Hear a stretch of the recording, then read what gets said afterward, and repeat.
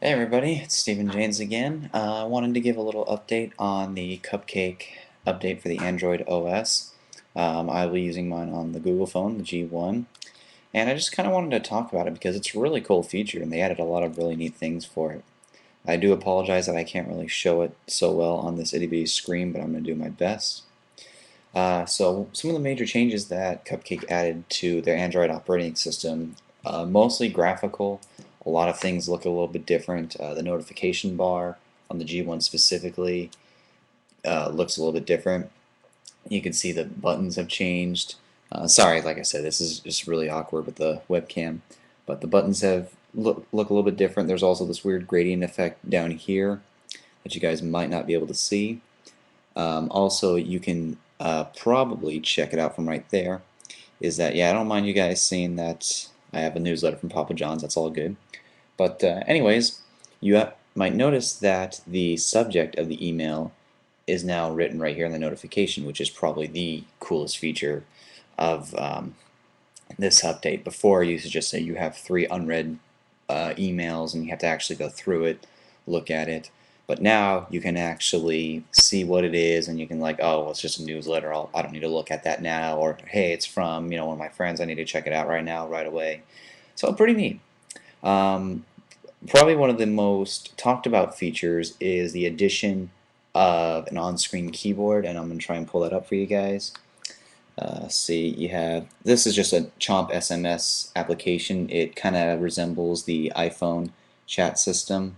I got it because it's a perfect implementation for an on-screen keyboard. As you can see, it's full QWERTY. It's very responsive. I have mine set up to vibrate every time I tap on it, so it kind of feels like a key press. Um, Obviously, I'm not typing anything important, but there's also the portrait and the landscape. Let me see if I can get it without really kind of looking at what's going on here. It's very difficult to determine what I'm doing on this phone. Oh, maybe holding it the right way would have been a good help. So here we go. Just touch on the little compose, and there you go. There's your keyboard. Pretty neat. It works very similar to the iPhone system. I know I keep saying that because I think the Cupcake is trying to kind of work with, or not work with, but work against the iPhone's operating system. I don't know too much if it's called anything similar, specific, but basically that's where I think this is going, and I think that future versions, specifically of the G1, are going to resemble the iPhone a lot in terms of features, what it does, what it looks like. And I've already seen a picture of the alleged G3, and it looks exactly like an iPhone. I don't know if it's just somebody took a picture of an iPhone and said this is the G3 or not, but that's basically what we're looking at here. So that's pretty cool. The on-screen QWERTY keyboard is pretty responsive. Like I said, mine's set up to vibrate every time I touch a key, just so I know that I've hit something. You can also hold down on the keyboard and kind of search for specifically what you're looking for if you're having fumble fingers that day, which is kind of neat.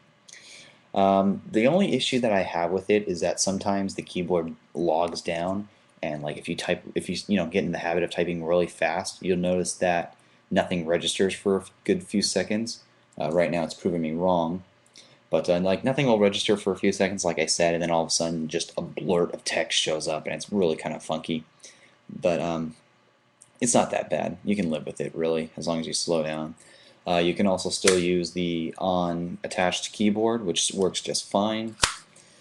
Um, the only like I said, the touchscreen keyboard is really just added to kind of make people feel like a touchscreen phone, and it's pretty cool. It works really well. Another big thing is that it finally has a camcorder. Yes, you can see now on my desktop. There's a little icon right here, I believe. Yeah, it's kind of hard to see. Held up to the camera, stupid ass. There we go. So there's the camcorder app.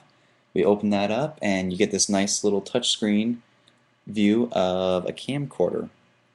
And I don't know if anything's popping up. No, my screen went black. Sorry about that, guys. So here's your camcorder now, and it's pretty cool because you now have a touch screen right here.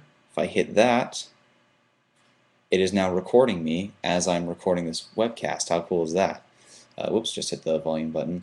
But that's probably one of my favorite things about this, and it also works for the camera too, is that there's now a touchscreen button which enables you to take pictures or video, do whatever you want basically. Hey, look at that, I got a force close. I'll just wait and see what works. Okay. So that's one thing that I thought was kind of cool. Every time you get a force close now, if ever you hit wait, it usually works right afterwards. Beforehand, before pre-cupcake, whenever I hit force close wait, or whenever it said what do we want to do, force close or wait, whenever I hit wait, it usually just bogged down and asked me, again 5 seconds later. But now it actually looks like it does something, which is kind of cool. Anyways, going back to the camera feature, you can kind of see that there's a little icon right here.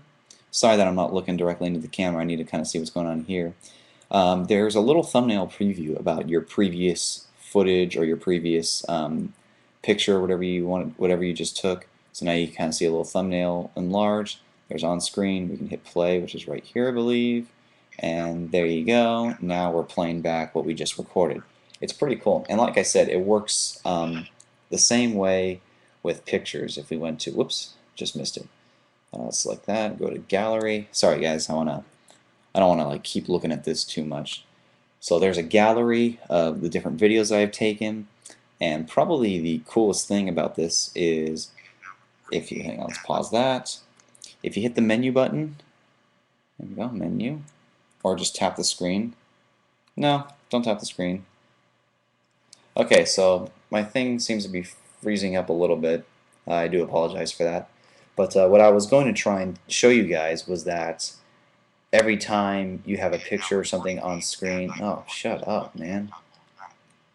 Yeah, it's freezing up a little bit, so I apologize for that. But what I was going to show you is, along with the on-screen buttons with the camcorder, there's also the ability to play. You can share it through SMS, share it through Gmail, and even upload directly to YouTube. It's pretty cool. So far, the videos seem to only take 15 to 20 seconds maximum video, which isn't a whole lot of time. But granted, it's a phone with limited internal memory and a gigabyte SD micro chip that it comes with, so you might not, have a whole lot of space. It might alter depending on how much space you have. I'm not too sure. I haven't played around with that too much, but I have uploaded a couple of videos straight to YouTube from here, so it's pretty cool. I love it. It's like that's probably one of my most wanted features that I've had for a while. Sorry, there was a little speck right there. So that's pretty neat. And also, finally, a new thing that they added was the ability to have widgets. You can see here's my home page. If I scroll over, there's all my widgets. I put them here myself, so it's not like it has to be on one specific page. That's just a preference. But there's gaming news, Engadget, Android news, and there's my Google search. There's also ability to have a picture frame. You can have what are the other ones? Let's see. If you hold down just a blank spot here, it's not working. Wow, this phone is really showing me up today. That is not cool. There we go. Okay. Oh, you little bastard. This phone is just really acting up weird. I haven't turned it off in a while. That might be it. Okay, now it's opening a program I didn't even want to open. So we're going to have to hold that for a second video, and I hope this was enjoyable enough that you guys will want to watch the second one and just kind of do a quick review sketch on what Cupcake shows. Okay? So hang on. Just give me a second. We'll be right back.